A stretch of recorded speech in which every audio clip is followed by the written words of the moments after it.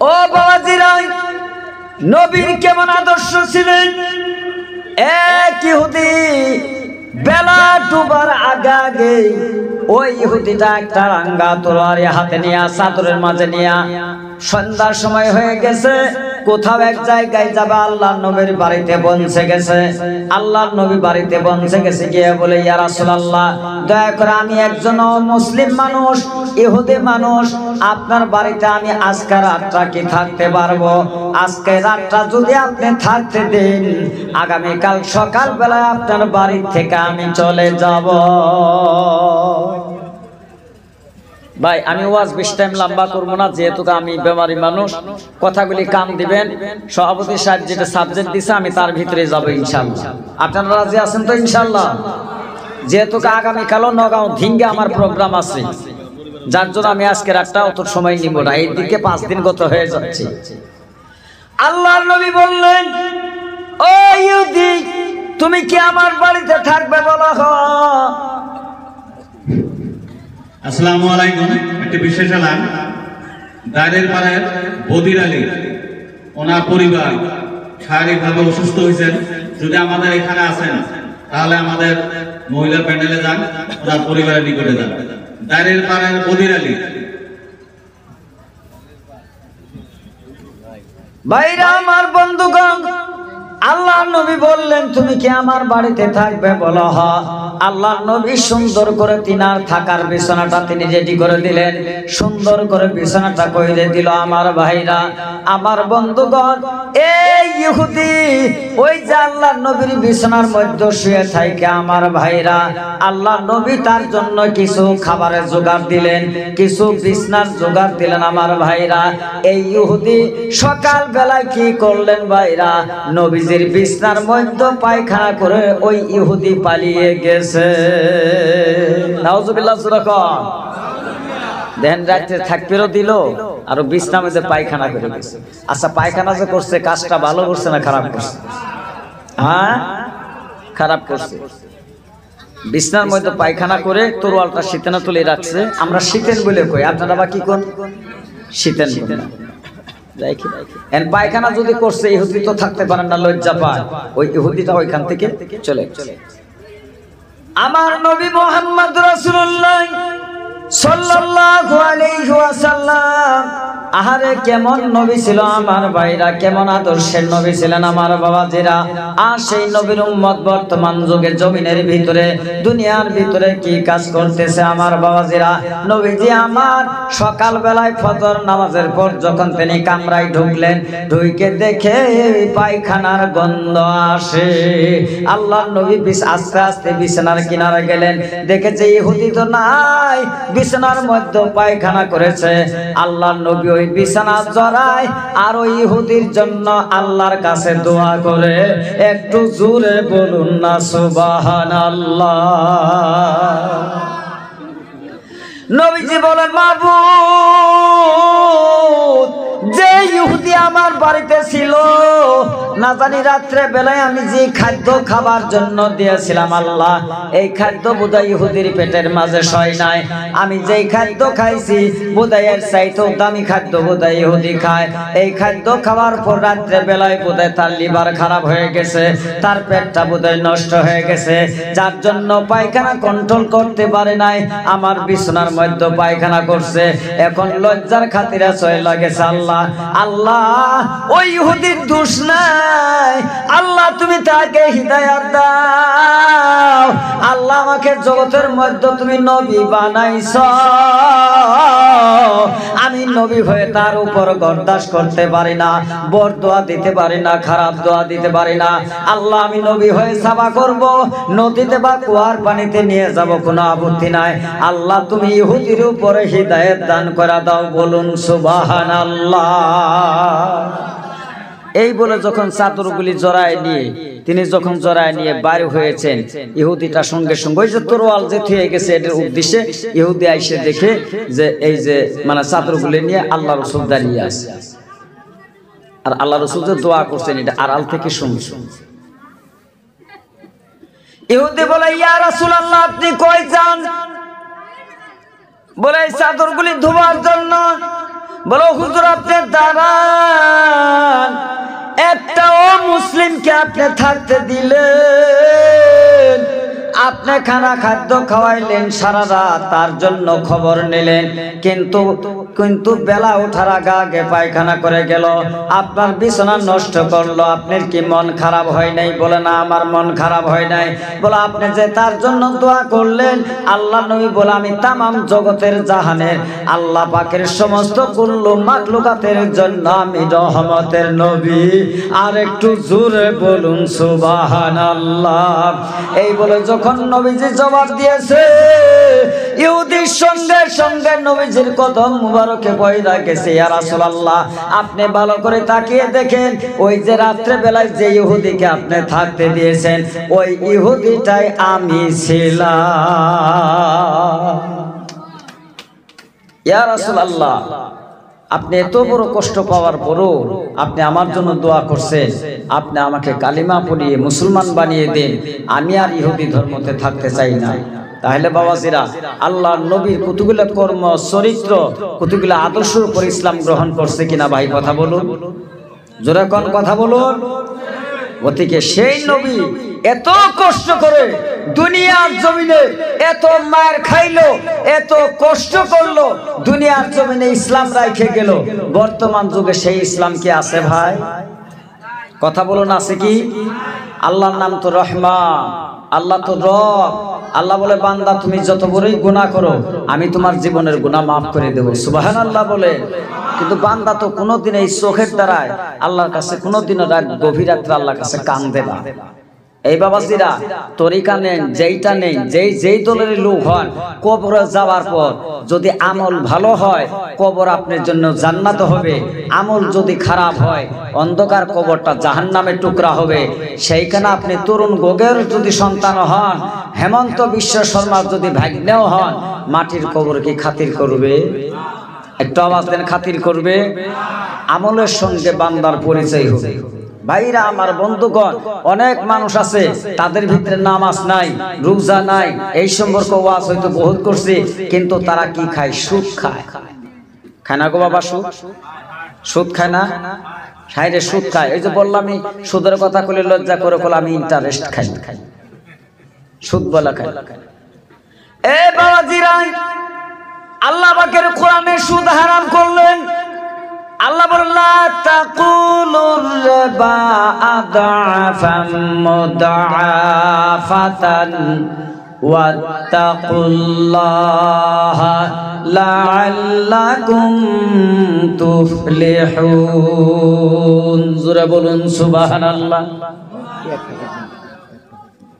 ভাইরা আমার, বন্ধুগণ, যারা সুদ খায় আল্লাহ বলে লা মানে না, তাকুলুর রিবা, তুমি সুদ খায় না, আদাফাম মুদাফাতান, চক্রবৃদ্ধি সুদের কথা আল্লাহ কোরআন শরীফে বলেছেন। চক্রবৃদ্ধি সুদ পর্যন্ত আল্লাহ হারাম করে দিয়েছেন। আল্লাহ বলে এই জগতের মানুষে আদাফাম মুদাফাতান ওয়াত্তাকুল্লাহ, তোমরা চক্রবৃদ্ধি ছেড়ে দাও, ওয়াত্তাকুল্লাহ, আমি আল্লাহকে দেখে ভয় করো রে বান্দা, ভয় করো। যদি পরকালে বান্দা নাজাত পাইতে চাও, দুনিয়ার জমিনে সুদ খাওয়া বান্দা ছেড়ে দাও, কারণ সুদখোরের জন্য কিয়ামতের ময়দানে 3 প্রকারের কঠিন আযাব হবে। একটু জোরে বলুন না নাউযুবিল্লাহ। কয় প্রকারের আযাব? 3 প্রকার। কয় প্রকার গো? জোরে বলুন তো। 3 প্রকার। শুনবেন তো এই 3 প্রকারের আযাব কোথায় হবে? শুনতে চান তো ইনশাআল্লাহ? ভাইরা, ওয়াজ এখন আরম্ভ হয় নাই, আরো 1 ঘন্টা যাওয়ার পর আমি বেমারি আছে। আপনারা তো ঠিক আছেন ইনশাআল্লাহ? কারণ যে কোনো জিনিস ওয়াজ একটা লাইনে আনলে আগে হেডলাইনগুলি ঠিক করে নিতে হয়। যদিও আগামীকাল আমার নগাঁও ধিঙ্গে প্রোগ্রাম আছে, আমি জীবনে আশাবাদ দিছি। আপনারা খুশি থাকেন না, আমার বউ বিদ্ধ হয়ে নাকি খারাপ পাইতেছেন কি? এই আমার বাবাজিরা, এই যে সুদ কিয়ামতের ময়দানে, ও বাবাজিরা, একটা করে সুদের দানা 70টা করে সাপ, বিচ্ছু, ভীমরুল হবে। জোরে কর নাউযুবিল্লাহ। কয়টা করে হবে? জোরে বলেন কয়টা? 70টা সাপ হবে, 70টা বিচ্ছু হবে, 70টা ভীমরুল হবে। হাদিস শরীফে লিখলেন ওই শুকর যখন ভীমরুলে কামড় দিবে, একটা করে কামড়ে 70,000 বছর তার জ্বালানি থাকবে। আবার যখন কামড় দিবে 70,000 গজ তিনি জাহান্নামের তলিতে যাবে। বাবা বলুন তো সেই দিন কিয়ামতের ময়দানে ওই বান্দার অবস্থাটা কেমন হবে? বোঝা গেছে ভাই? আল্লাহ বলেন, আল্লাহর নবীজি বলেছেন এই একটা কঠিন শাস্তি। 2 নাম্বার, শুকরের মুখটা শুয়োরের মতন তার রং হবে। বাবাজিরা, শুয়োর তো বুঝেন আমার ভাইরা, তার মানে গাহরি বা ইংরেজিতে পিগ বলা হয়। এই গাহরির মতন মুখটা হবে, তার মুখটা এমন ছোটতর হবে, শুয়োরের মতন হবে। তার মুখের দ্বারাই কোনোদিনও জান্নাতের খানা যাবে না। তার মুখের মধ্যে পুজনিত পচা রক্ত গলিত জিনিস তাহার পেটের মধ্যে দেওয়া হবে। আর ওই পেটের মধ্যে যাওয়ার সঙ্গে সঙ্গে নারী ভুঁড়ি পইরা যাবে।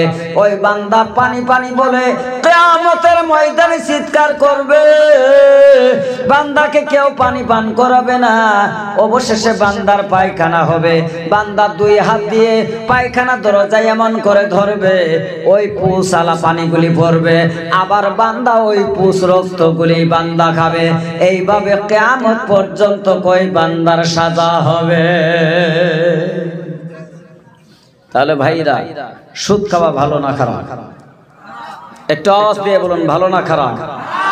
গতিকে আমরা ইনশাআল্লাহ আজ থেকে সুদ খাবো না, ছেড়ে দিব ভাই। আজ থেকে সুদ ছেড়ে দিবেন। এই বাবাজিরা, 2 নাম্বার আমি শর্টকাট আনতেছি। 2 নাম্বার জুয়া খেলে, তাস খেলা, জুয়া খেলা খেলে না গো বাবা, একটু আওয়াজ দেন। হাইরে জুয়া খেলে, ও বাবাজিরা, তাও কেমন মানুষ খেলে? জোয়ান মানুষ তো খেলে, চুলদারি পাকনেওয়ালা বুড়া মুরব্বী মানুষও খেলে না গো বাবা। চুলদারি পাইকে গেছে, ওই বান্দাও জোয়ার মধ্যে, টাসের মধ্যে থাকে। আল্লাহর নবী মুহাম্মদুর রাসূলুল্লাহ, জোরে বলেন সাল্লাল্লাহু আলাইহি ওয়াসাল্লাম, তিনি মসজিদুন নববীর ভিতরে তাহাজ্জুদ নামাজের মধ্যে নবীজি আমার যাবেন। এমন সময়কালে গভীর রাত্রে আল্লাহর ফেরেশতা জিবরাইল এসে দাঁড়িয়ে গেছে। জিবরাইল সালাম দিয়েছেন, ইয়া রাসূলুল্লাহ। জিবরাইলকে সালাম দিলেন। আল্লাহর নবী বলেন, ও ভাই জিবরাইল, এই গভীর রাত্রে তুমি কি সংবাদ নিয়ে আসছো? আল্লাহর নবীর কাছে জিবরাইল বলে, ইয়া রাসূলুল্লাহ, এই গভীর রাত্রে এই সংবাদটাই নিয়ে আসলাম, আপনার উম্মতের ভিতরে কিছুগুলি মুরব্বী উম্মত জাহান্নামের দিকে যাইতেছে। বাবা, আমার আওয়াজ তো বোঝা যায় না গো? ইয়া রাসূলুল্লাহ, আপনার কতগুলি মুরব্বী উম্মত যারা, তারা জাহান্নামের দিকে যাইতেছে। 2 নাম্বার, নবী গো নবী, আপনার উম্মত নামাজের সেজদার অবস্থায় থাকতেও নামাজি পড়ে কিন্তু সেজদা দেয়। সেজদা দেওয়ার অবস্থাও বান্দা জাহান্নামে যাবে। আচ্ছা, কথাটা আচরিত নেই গো? যেই নামাজ পড়লে আল্লাহ জান্নাত দেয়, আর নামাজের সেজদার অবস্থায় মৃত্যু হবো, ওই বান্দাও বলে জাহান্নামে যাবে, আর মুরব্বী মানুষ বলে জাহান্নামে যাবে। বাবা, কথাটা আচরিত নেই? আল্লাহর নবী বললেন, জিবরাইল রে, এর কারণ তো বুঝলাম না। জিবরাইল বলে, ইয়া রাসূলুল্লাহ, আপনার উম্মতের ভিতরে এমন উম্মত আছে 50 বছর, 40 বছর, 60 বছর হয়ে গেছে, চুল দাড়ি পাইকে গেছে, বড় বড় দাড়ি আছে। এই চুল দাড়ি পাকা দাড়ি নিয়া তারা ময়দানের মধ্যে, খেলার ঘরের মধ্যে গিয়া তারা তাস হাতের মধ্যে নিয়া সারা রাত ওই হাতটার দ্বারাই তাস খেলছে।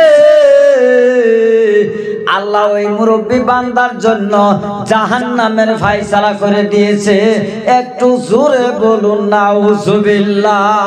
আমার ভাইরা, আমার বন্ধুগণ, বলুন তো দেখি, আমাদের দেশে অমন মুরব্বী মানুষ তাস খেলা না?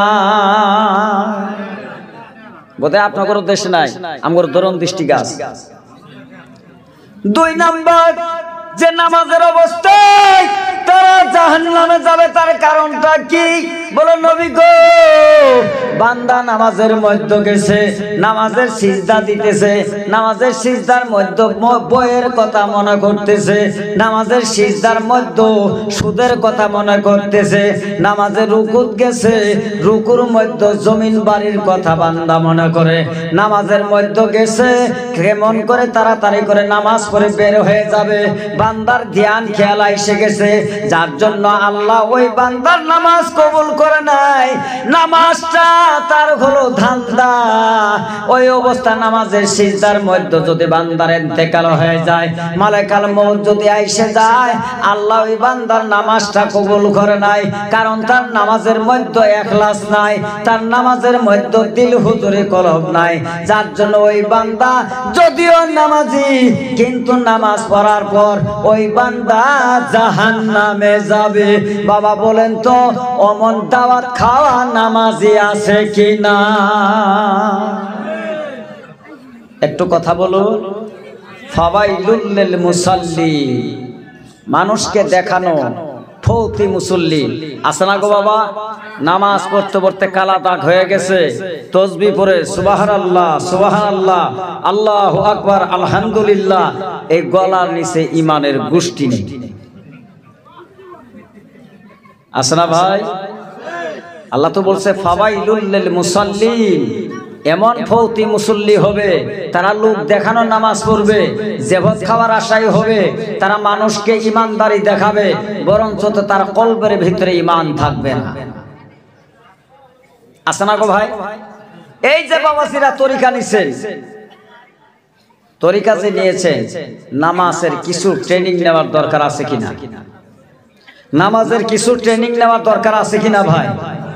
নামাজটা এত গুরুত্বপূর্ণ জিনিস, আল্লাহর নবী মুহাম্মদ রাসূলুল্লাহ সাল্লাল্লাহু আলাইহি ওয়াসাল্লাম তিনার পর্দানিশি যখন হবে, মালাকুল মউত পৌঁছে গেছে, ওই সময়কালে নবীজি কারো কথা মনে করেন নাই, একমাত্র নামাজের কথা বলে নবী আমার উম্মতের জন্য কাঁদতে কাঁদতে দুনিয়ার জমিন থেকে বিদায় হয়ে আজ পর্যন্ত মদিনাতুল মুনাওয়ারায় সবুজ গম্বুজের নিচে মাটির বিছানায় নবী আমার শুয়ে গেছে, জোরে কোন সুবহানাল্লাহ। কিন্তু সেই নামাজ আজ আমরা দুনিয়ার বুকে পড়ি না। অনেক তরিকপন্থী লোক আছে আমাদের ভিতরে, আমি নাম বলি না, বলে নামাজ পড়ে কি হবো, সেজদা দিব একদিন, কয় না গো বাবা। রোজার মাস আসলে এগুলি কলব থাবরা আর কই কি, কলে আল্লাহ এই দেহ কষ্ট দিয়ে রোজা রাখবে, কোনে দেহ খালি তোমার সাথে এর মেয়ের সাথে নাই, কথা কোন হাসানা মিসা আছে না রে বাবা? এই বাবাজিরা, যেই নামাজ এত গুরুত্বপূর্ণ নামাজ, ও আমার বাবাজিরা, আল্লাহর নবীর ইন্তেকালের সময় তিনা যখন পর্দানিশি হবে, দুনিয়ার জগৎ থেকে বিদায় নিয়ে যাবে, আমার ভাইরা আমার বন্ধুগণ, তার কিছুদিন আগে নবীজি আমার জোরের ছটফট করে মা আয়েশা রাদিয়াল্লাহু তাআলা আনহা এই ডানুরতর মধ্যে নবীজি আমার মাথা রাইখে ঘুমায় গেছে। একটু ভালো করে শুনবেন, নামাজ কেমন জিনিস, নবী নামাজের জন্য কত কষ্ট করেছে। এই বাবাজিরা, মা আয়েশা রাদিয়াল্লাহু তাআলা আনহার ডানুরতর মধ্যে মাথা মুবারক দেয়া নবীজি আমার শুয়ে আছেন। নবীজি আমার মাগরিবের নামাজ তিনি নামাজের মধ্যে ইমামতি করেছেন। এশা নামাজের সময়কালে নবী আর মসজিদে যাইতে পারেন না। আল্লাহর নবী এত জ্বর উঠে গেছে শরীরের মধ্যে, মাগরিবের নামাজ জামাতে পড়াইছে, ইশার সময়কালে মাগরিবের নামাজ পড়ানির পুরো সাহাবাগণকে ডাক দিয়ে বলছে, সাহাবারা কি জানি আমি নবী ইশার নামাজে জামাতে নাও আসতে পারি, তোমরা আল্লাহকে ভয় করো, সুবহানাল্লাহ বলো। ও বাবাজিরা, আসার পর ভীষণ জ্বর, এমন জ্বর থরথর করে কাঁপতেছে। সাহাবাগণ হযরতে বেলাল রাদিয়াল্লাহু তাআলা আনহু কি করলেন, এশার নামাজের জন্য মসজিদের নববীতে আযান দিলেন। আযান দেওয়ার পর সাহাবাগণ তিনারা গবেষণা করতেছে বোধহয় নবী জামাতে আসবে। এমন সময়কালে জামাতের সময় পার অবস্থা হয়ে যায়। আউয়াল ওয়াক্তি যখন চলে গেল তখন সাহাবাগণ পরামর্শ করে নবীজি বোধহয় আসতে পারবে না। আল্লাহর নবী মা আয়েশা রাদিয়াল্লাহু তাআলা আনহাকে বলে, হে আয়েশা আয়েশা আমার শরীরটা ভালো নয়, আমি মাথা তুলতে পারি না, মাথা তুলতে পারি না। আয়েশা রে, তোমার বাবা আবু বকর সিদ্দিককে একটু ইশারা করে বলো, আমি নবীর জায়গায় আবু বকর সিদ্দিক দাঁড়িয়ে যেন এশারের নামাজের জামাতটা সমাধা করে। একটু জোরে বলুন না সুবহানাল্লাহ। ভাইরা আমার, বন্ধুগণ, সাহাবাদের মাশওয়ারায় কি করলেন?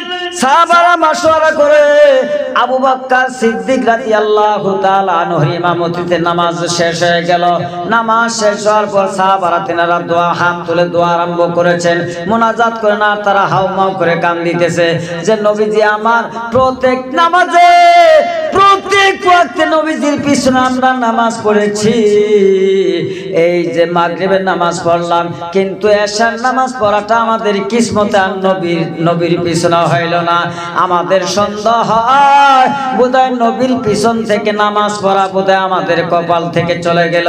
এই বলে সাহাবারা জামাতের মধ্যে কান দিতেছে, হাউমাউ করে কান্দে। আল্লাহর নবী মা আয়েশাকে জিজ্ঞাসা করে, ও আয়েশা, মসজিদুন নবীর ভিতরে এত কান্দনের আওয়াজ কেন? আয়েশা রাদিয়াল্লাহু তাআলা আনহা বলে, ইয়া রাসূলুল্লাহ, এশার নামাজের জামাতের মধ্যে আপনি যান নাই, যার জন্য সাহাবাগণ আপনার পিছনে নামাজ না পড়তে পারে আপনার কথা মনে করে তারা কান দিতেছে। আল্লাহর নবী বলে,